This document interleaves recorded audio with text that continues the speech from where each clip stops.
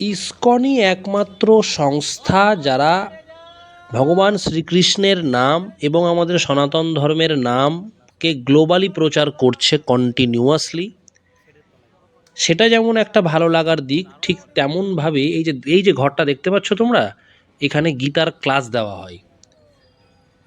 তো তারা যেভাবে গীতার ক্লাস দেয়, গীতাটাকে যেভাবে ভক্তদের মধ্যে বোঝানোর চেষ্টা করে, খুবই প্র্যাকটিক্যাল, খুবই রিলেভেন্ট আজকের দিনের সাথে।